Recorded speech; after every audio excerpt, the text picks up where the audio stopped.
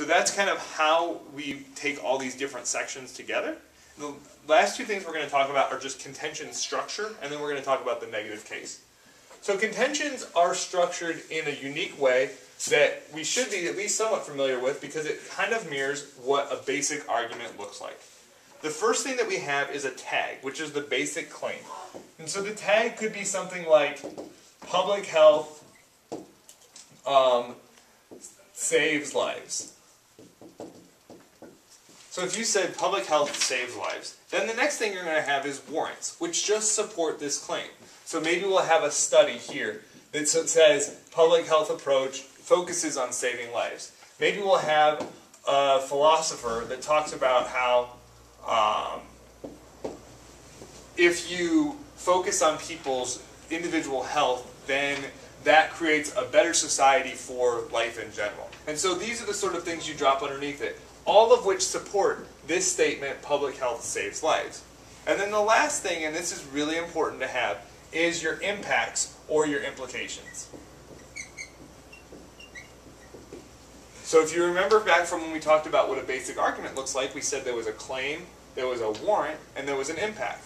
And it's the same structure for our contentions. We have our claim, which is a tag, just what is this contention all about. Then we have all these supporting warrants, and then finally we have an impact. And the impact or the implication show how does this help us meet the criterion and the value.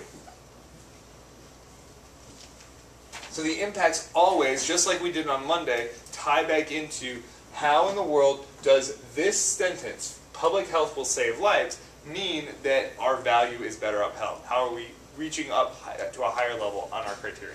So that's the structure that we want to have in all of our contentions. And we can have typically 2 or 3, we might have 4 depending on how long they are in a typical affirmative case. Now in Lincoln Douglas, unlike in policy debate, the negative team is also going to have an independent pre-written case. And this means that you're not going to just get up and tell the judge that the resolution is wrong. You're actually going to have a case written to actually say, no, flipping the resolution upside down is actually the correct answer. And so you aren't just going to try to poke holes in what the other side said, but you're going to try to say, here's why my side is actually preferable. And so there are a couple things we should keep in mind. This negative case is shorter because you need time to respond to the affirmative. And so while it is true that the negative case is going to come up and say why the resolution flipped upside down is actually true, it's also a time in the first negative speech, so the negative constructive, to say, no, this resolution, based on the case and all the contentions the affirmative presented, is actually the wrong way to look at the world. And so you have to have time to do that, to respond. So that's why the negative case is going to be shorter. So if we think that we had roughly 4 contentions on affirmative, we'd probably have 1 or 2 contentions on the negative. Secondly, there's no definitions, typically. But you should be ready to debate unfair definitions.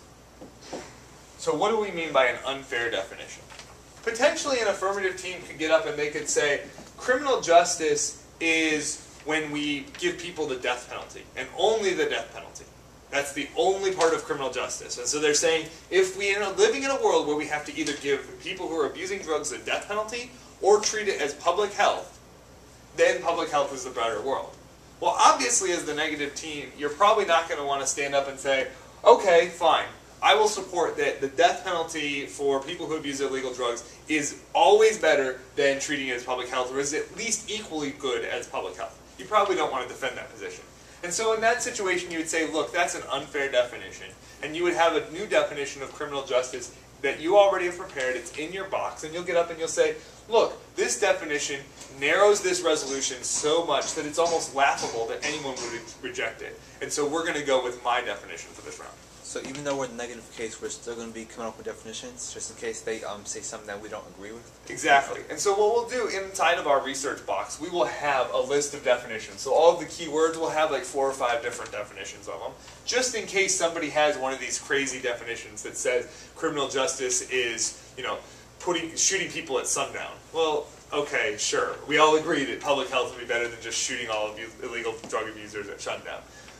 But that's probably not what the resolution wants us to focus on, and that's going to really make for a non-interesting debate. And so the judges are going to be very ready for you to get up and say, look, this definition is not fair, we should broaden the definition so that we can actually have a debate on the issues rather than having our whole debate focus on what does criminal justice mean, because that's not an interesting debate. We don't learn as much from that kind of debate. We're going to learn a lot more when we compare public health, criminal justice, and we look at a value and value criterion.